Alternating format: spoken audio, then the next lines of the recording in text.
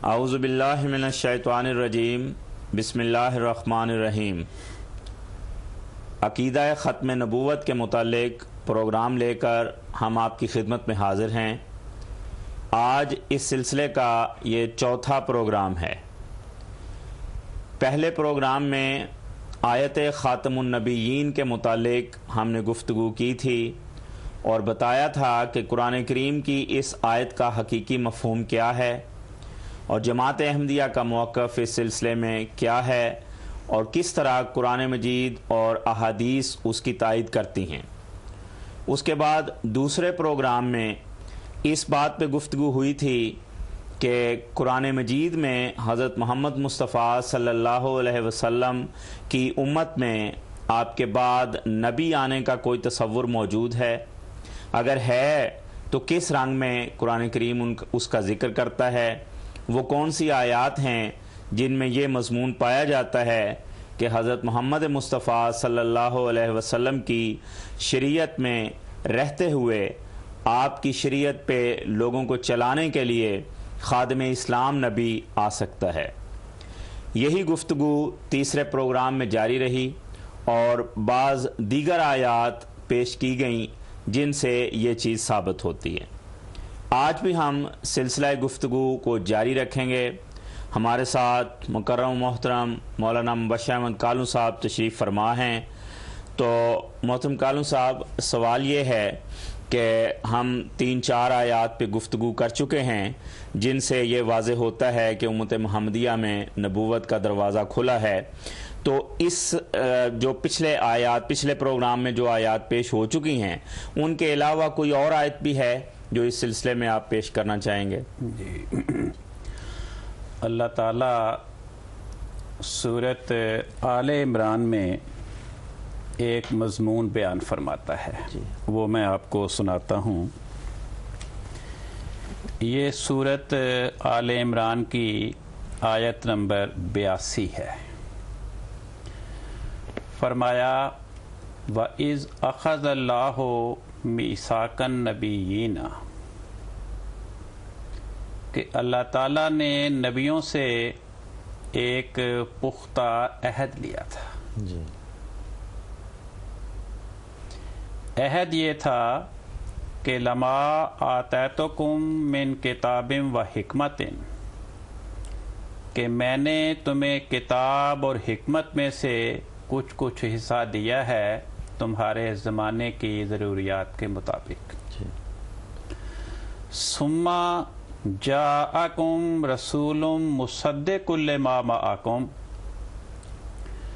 پھر اگر کوئی ایسا رسول تمہارے پاس آئے جو اس کلام کی تصدیق کرنے والا ہو جو تمہارے پاس پہلے سے موجود ہے، تو تم نے فرمایا 2 کام کرنے ہیں۔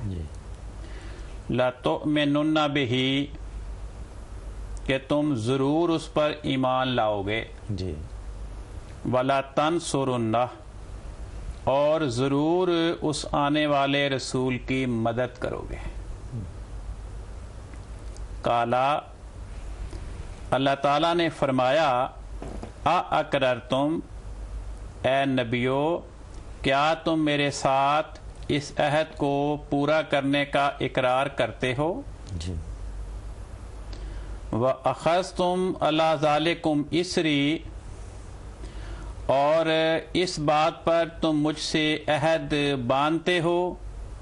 قَالُوا أَقْرَرْنَا، انبیاء نے جواب دیا کہ یا باری تعالیٰ ہم اقرار کرتے ہیں کہ اس معاہدے کی پابندی کریں گے۔ قَالَ فَاشْهَدُوا، اللہ تعالیٰ نے فرمایا پس تم بھی گواہ بن جاؤ۔ وَأَنَا مَعَكُم مِّنَ الشَّاهِدِينَ، اور میں بھی تمہارے ساتھ گواہ ہوں اس معاہدے کا کہ میرا تمہارا یہ معاہدہ ہو چکا ہے۔ فَمَن تَوَلَّىٰ بَعْدَ ذَلِكَ، پس جو کوئی اس کے بعد پھر جائے، فَأُولَٰئِكَ هُمُ الْفَاسِقُونَ، تو وہ لوگ فاسق ہوں گے۔ اس آیت میں نبیوں سے ایک پختہ عہد لینے کا مضمون بیان ہوا جی اور وہ عہد کس بات کا تھا کہ آئندہ جو رسول آئے تم نے اس پر ایمان بھی لانا ہے اور اس کی مدد بھی کرنی ہے. تو نبیوں نے اقرار کیا کہ یا اللہ ہم یہ عہد پورا کریں گے اور اس سے اس عہد کی پابندی پہ خدا تعالیٰ نے دوبارہ بھی اس بات کا کہا کہ جو اس عہد کی نافرمانی کرے گا، عہد شکنی کرے گا، وہ فاسق قرار پائے گا. اس عہد کی پابندی کی شکل یہ ہو سکتی ہے کہ آنے والا رسول اگر ان انبیاء کی وفات کے بعد آنا ہے جی تو اس عہد کی پابندی کی شکل یہ ہوگی کہ پہلے تو وہ اپنی امت کو اس رسول کے آنے کی بشارت دیں جی کہ بھئی میرے بعد جو رسول آئے اس پہ ایمان لانا، اور اپنی امت کو نصیحت کارجیں بڑی تاکید کے ساتھ کہ اس کی مدد بھی کرنا اور اس پہ ایمان بھی لانا. جی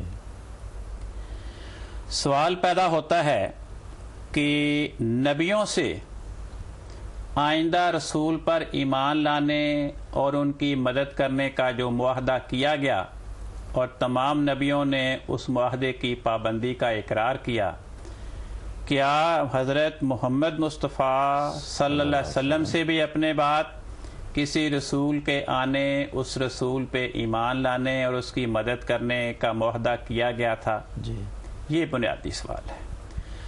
اگر حضرت رسول پاک صلی اللہ علیہ وسلم سے یہ عہد نہیں لیا گیا تو پتہ چلا کہ رسول پاک صلی اللہ علیہ وسلم کے بعد آپ کی امت میں کسی رسول کے آنے کی گنجائش نہیں ہے. صحیح.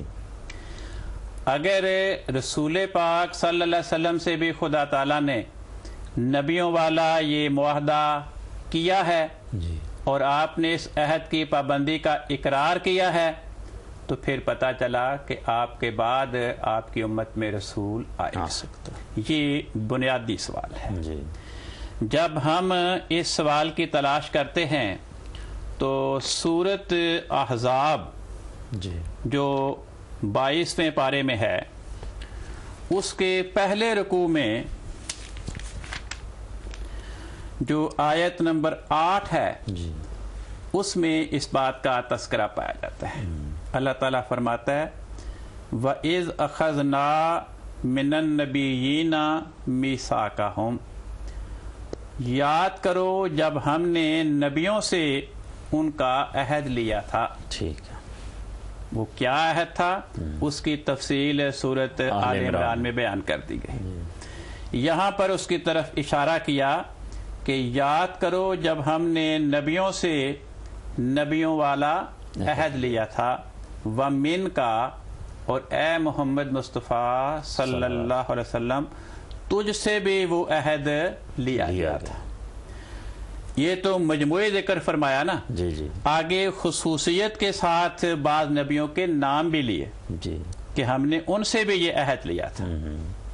فرمایا وَمِن نُوحٍ وَإِبْرَاهِيمَ وَمُوسَىٰ وَعِيسَىٰ ابْنِ مَرْيَمَ، اور ہم نے نوح سے بھی یہ عہد لیا، ابراہیم سے بھی، موسیٰ سے بھی اور عیسیٰ ابن مریم سے بھی، کہ اپنے بعد آنے والے رسول پہ ایمان لانے اور اس کی مدد کرنے کا عہد باندھو اور اپنی امت کو اس بات کی تلقین کرتے ہو. فرمایا وَأَخَذْنَا مِنْهُمْ مِيثَاقًا غَلِيظًا، ہم نے نبیوں سے یہ بڑا پختہ عہد لیا تھا. لِيَسْأَلَ الصَّادِقِينَ عَنْ صِدْقِهِمْ، تاکہ اللہ تعالیٰ ان سچوں سے ان کے سچ کے بارے میں پوچھے. تو یہاں سچوں سے مراد انبیاء ہیں، کیونکہ انبیاء سے بڑھ کر کوئی سچا نہیں ہو سکتا.